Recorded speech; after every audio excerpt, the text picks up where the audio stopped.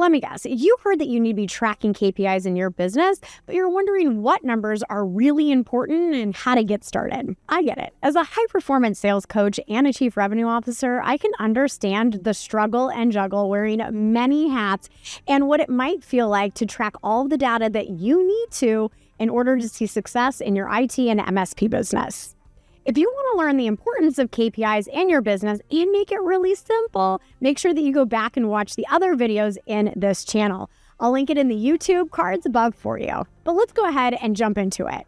All right, so the first KPI, the first metric, the first data point you need represents the first stage of your sales process. So let me explain that before I jump in. Now, first of all, us over at 7-Figure MSP teach a very specific sales process. And so this is reflective of that sales process. And if you're not one of our clients, that's okay. You can modify this for your business.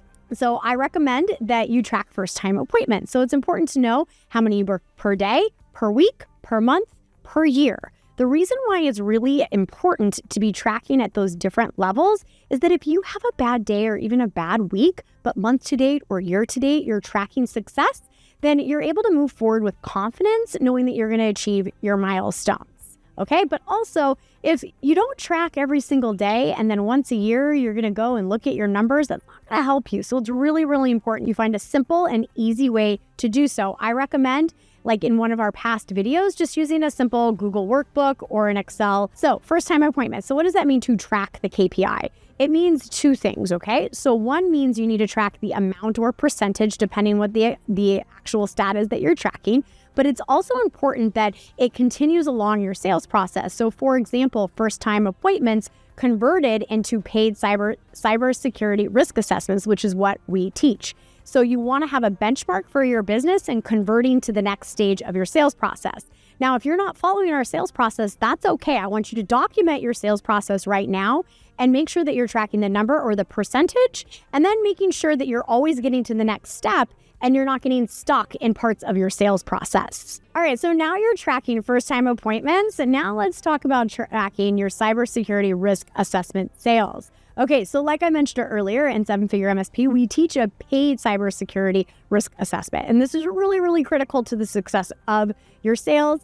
And it doesn't matter if you yourself are doing them as the business owner or if you have a sales team, but it's part of your sales process. So are they converting from first-time appointments into the risk assessments is your first thing you want to pay attention to. Now, when you present your risk assessment by your salesperson or the business owner, never attack. A little added bonus right there, okay? Now we want to look at what the conversion rate is to closing them into a new client, okay?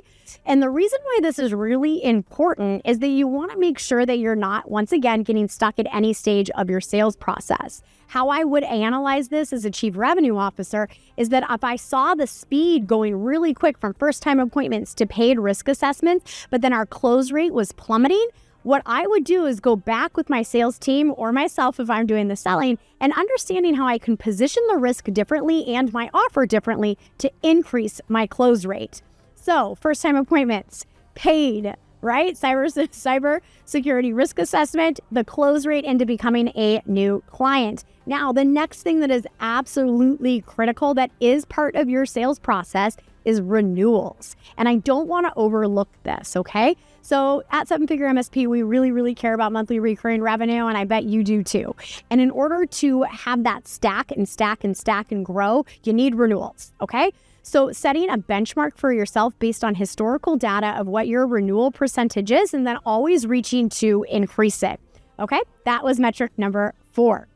And our last one is, are you doing add-ons? Are you adding users, selling hardware, any of these other things that you're able to sell within the business? What does that look like? What percentage of clients do an add-on?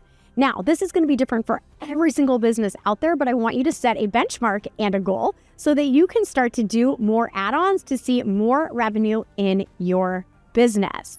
All right, so that wraps up the 5 important KPIs that you need in your MSP or IT business so that you can grow, and get better at sales. Now, if you want more help with your sales, I highly recommend that you go to one of our next sales webinars. And to find out more about when our next one is, just jump to the description below and you can register. Thanks again for watching.